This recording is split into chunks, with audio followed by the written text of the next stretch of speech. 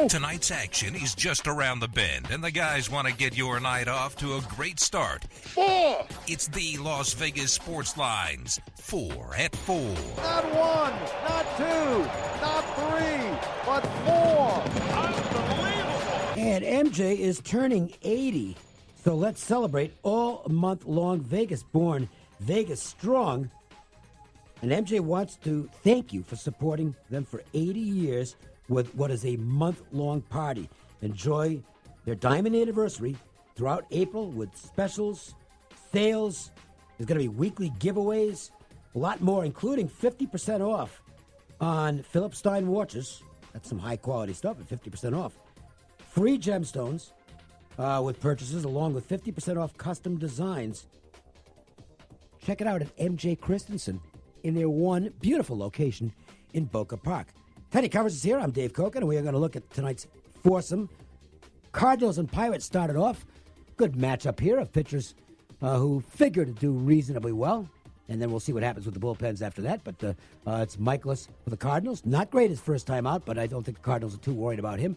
And Jameson Taillon, usually pretty steady for the Pittsburgh Pirates. Sure, Taillon's a pitcher that a lot of people have a lot of upside on. Mm-hmm. But I'm not as bullish on him as I was. I think he's a good 2 or 3 starter. I think his ceiling is that of a decent 2. Well, I mean, that's good. Sure. But the Pirates played on Monday. They had yesterday off. And on Monday, they got a great start from Chris Archer. 5 innings, didn't give up a run. And then what happened? Oops. Yeah. And that wasn't expected, though, because this is why I always say this, and it's the one thing I know I'm going to be right about going in. Bullpen volatility is going to take place every year in baseball. You can look going into a season and say this bullpen is loaded, this one isn't. And a month into the season, you can be saying just the opposite. Pirates bullpen is a bit of a disappointment so far, even though it looks great on paper going in. Sure, and when you have a bullpen that is a disappointment right now, I'm not interested in what they're going to be a month from now. Right now, the Pirates bullpen is not a bet-on unit, and that makes me reluctant to back Pittsburgh, especially in a game where the Cardinals, boy, they showed a lot of. I mean, for an early, what was that? That was an April game, April Fool's Day. For an April game, how much fight they showed and refused to lose and great at bats. I mean, it felt like an October game. And it was April, and I it's think the that Cardinals. team's going to battle, but one thing I've got to, and I think they're going to just have to do this. I know I talked about this with Marco yesterday or Monday. I can't remember which. I understand run prevention, and I understand Dexter Fowler is a much better right fielder than Martinez. Mm-hmm. You got to get Fowler out of the lineup and get Martinez in the lineup. He's a 300 hitter. With power, you have to play him. If he costs you a run every now and then with his bad play in right field, so be it. That guy can't be just pinch hitting. Meanwhile, the Pirates have 1 win on the season. So yeah, it's the Pirates. All right, the Pacers, and we have some. Look, I know these teams aren't going to win the NBA championship, but these are important games in terms of what is actually a pretty good Eastern Conference race for the last 2 playoff spots. And so for those teams, these are important games. And when you look at the Pacers and Pistons, how much does that factor in? Because clearly the game has to mean more to the Pistons at this point.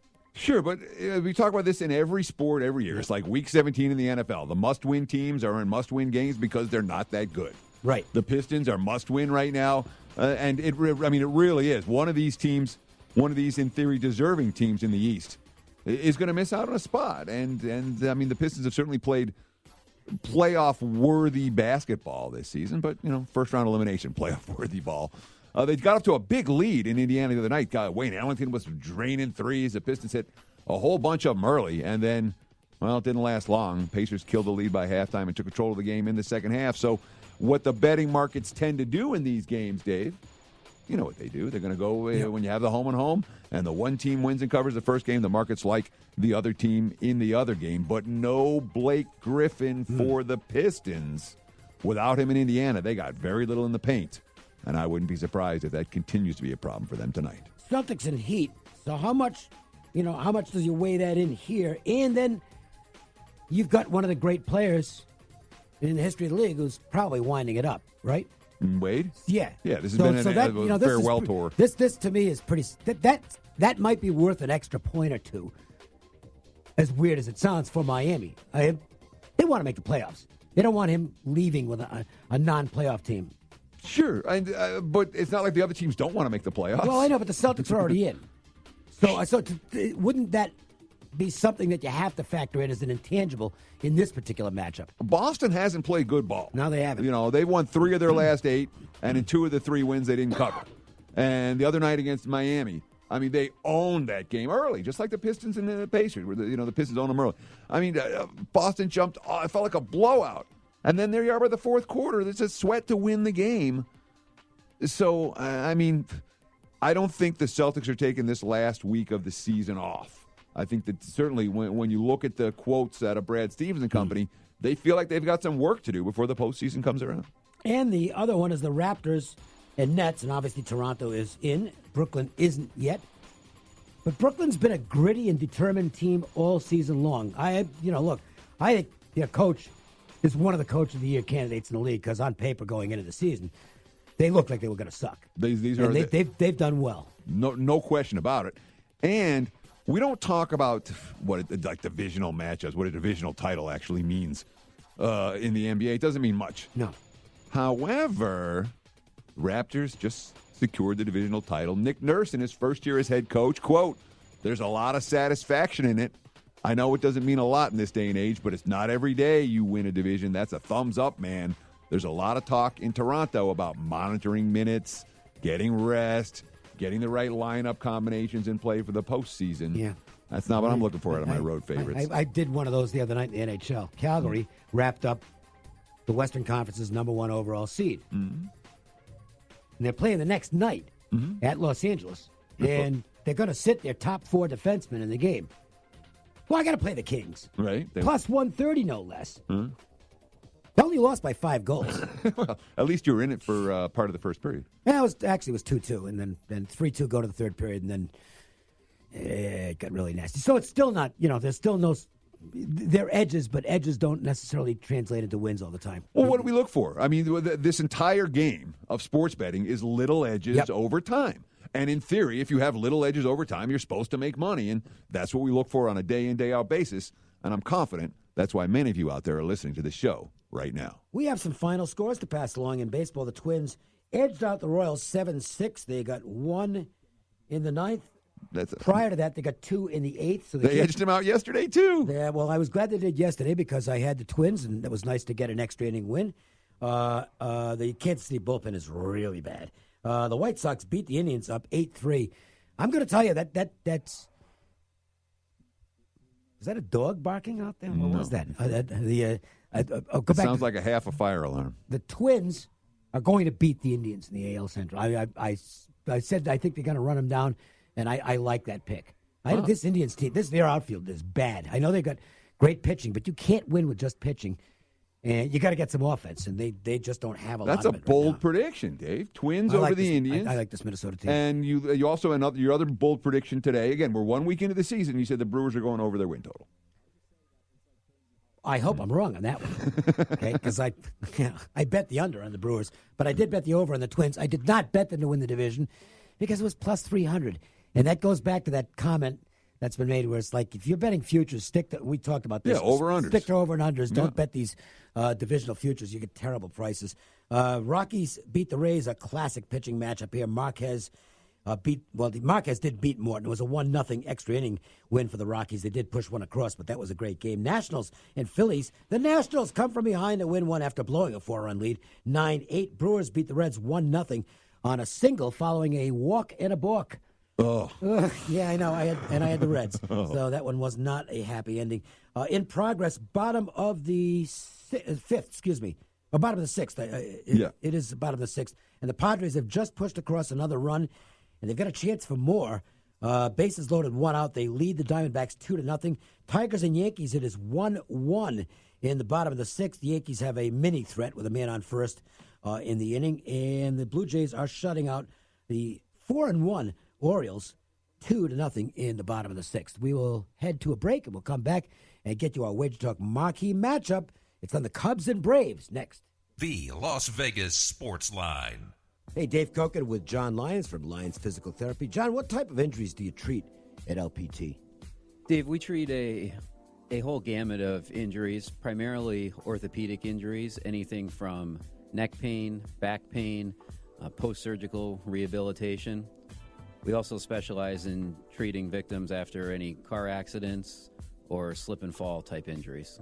LionsPTLV.com, 702-476-0222. And now, a page from the diary of Flo. Dear Diary, the ghost is back. This house is protected through Progressive, but that doesn't mean it's not haunted. How else would you explain that radiator-like clanking sound? Or the moon-colored light in the hallway that's gone by morning? Maybe he never bundled home and auto, and he's doomed to suffer an eternity without the savings. Save an average of 17% on car insurance when you bundle home and auto through Progressive. What was that wind-like sound? Oh, right, the wind. Progressive Casualty Insurance Company and Affiliates. Discounts not available in all states or situations. What's hot today? It's time for the WagerTalk Marquee Matchup of the Night. WagerTalk.com. Start winning now. Well, I don't expect the Cubs to be as bad as they were the other night. Holy cow. What a performance that was against the Atlanta Braves. I mean, it was a disaster. Say holy cow again. That was pretty good. Holy cow. That was better the first time. Is this going to be a Harry Carey type throwback team where they score 9 zillion runs during the course of the season and can't stop anything? Because it kind of has the look of that team. I know they got shut out the other night, but they had 1,000 run scoring chances and didn't push anything across. But the pitching looks scary. I think the defenses will be okay. They made 1,000 errors the other night, and they could have had more than that. But there's some things that worry me on this team. One of them is I just wonder about, and I'm not there. I don't have any access to information. This is strictly off the top of my head. I wonder about the impact of the send down of Ian Happ, who's a pretty good player, in place of Mike Zagunis, who, quite frankly, looks like a AAA guy and was very much involved in the defensive miscues the other night. And you wonder if that's just one of those things where if the walls could talk, this doesn't look like a happy team right now. They're like, why are we not going with our best roster? Yeah. When we could. And again, the quotes, quote, we were saying it's only on April Fool's Day does a game like that happen. That's why we've got 158 left to go. We'll be all right. 6 errors, 10 runners left on base, and an 8-0 shutout loss, and a day off.